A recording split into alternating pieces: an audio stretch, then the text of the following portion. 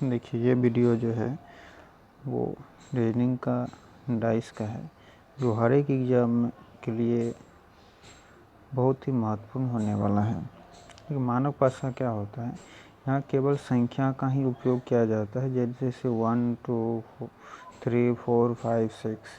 मानक भाषा के विपरीत सतह का योग 7 होता है। मानक भाषा के विपरीत सतह का जो योग होता है वो 7 होता है।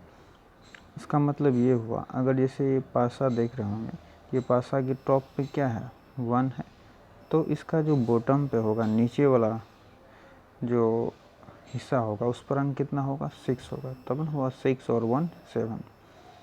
जैसे इसके आगे वाले हिस्से पे देखेंगे हम लोग, तो आगे वाले हिस्से पे क्या है 2 दिख रहा होगा, तो इसके पीछे यानी कि 2 का पीछे, यानी बोलो 2 का विपरीत, 2 का विपरीत कितना होगा 5 होगा, क्योंकि ये मानक भाषा है और डिफाइन में लिखा गया मानक भाषा के विपरीत सतह के जो क्या होता है 7 होता है।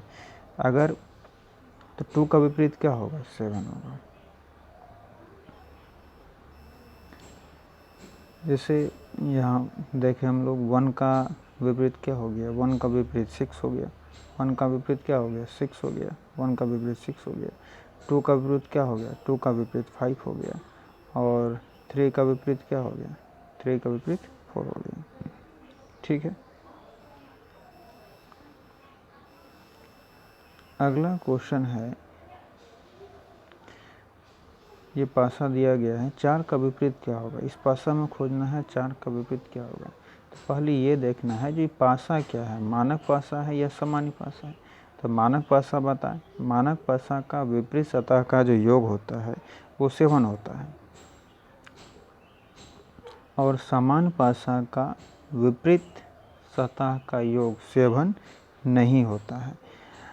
उसका जो पड़ोसी सतह होता है उसका योग 7 होता है। यहाँ देखिए पड़ोसी सतह है ना 4 3, योग कितना हो गया 7 हो गया। इसका मतलब ये सामान्य पासा है और एक ही पासा है, तो सामान्य पासा है और एक ही पासा है, इसलिए हम किसी भी नंबर का 4 हो 5 हो 2 हो उसका विपरीत फाइंड नहीं कर सकते हैं, इसलिए आंसर होगा CMD, यानी निर्धारित नहीं किया जा सकता है। ठीक है, देखिए आगे क्या, आगे जो है 2 पासा दिया गया है और इसमें हमको 4 का विपरीत बताना है। तो सबसे पहले ये देखना है, अगर 2 पासा है तो इसमें कॉमन क्या है। कॉमन दिख गया होगा आपको 6 वाले पासा में भी 6 है और यहाँ भी 6 है, इसका मतलब ये कॉमन हुआ। अब क्या करेंगे, कॉमन को पकड़कर दोनों पासा में या तो क्लॉकवाइज घूम जाना है या एंटी क्लॉक घूम जाना है। लेकिन ध्यान रखना है कि अगर पहले पासा में क्लॉकवाइज घूमे हैं तो दूसरे पासा में भी क्लॉकवाइज ही घूमेंगे। ऐसा नहीं करेंगे एगो में क्लॉकवाइज घूम जाएंगे और एगो में एंटी क्लॉकवाइज घूम जाएंगे। किसी को तो क्लॉकवाइज मतलब होता है घड़ी के दिशा में, और एंटी क्लॉक मतलब होता है घड़ी के विपरीत दिशा में घूमेंगे। ठीक है, तो 6 को पकड़ लेंगे और जब क्लॉकवाइज घूमेंगे इसमें भी घूमेंगे क्लॉकवाइज, पूरी पला पासा में भी क्लॉकवाइज घूमेंगे। तो क्या लिखेंगे, देखिए 6 लिखेंगे, लिखा हुआ 6 3 4, और इस पासा में जब क्लॉकवाइज घुमाएंगे तो क्या आएगा 6 5 6 5 6 5 1।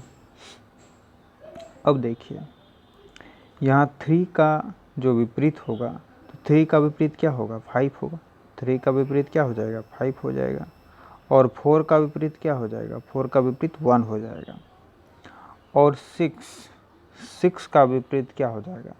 अब यहाँ 1 भी दिख रहा है आपको, 3 भी दिख रहा है, 4 भी दिख रहा है, 5 भी दिख रहा है, तो कौन सा डिजिट नहीं दिख रहा है, तो 2 नहीं दिख रहा है, तो 6 का विपरीत 2 हो गया।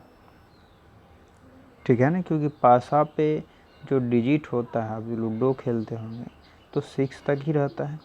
आई होप ये समझ में आया होगा।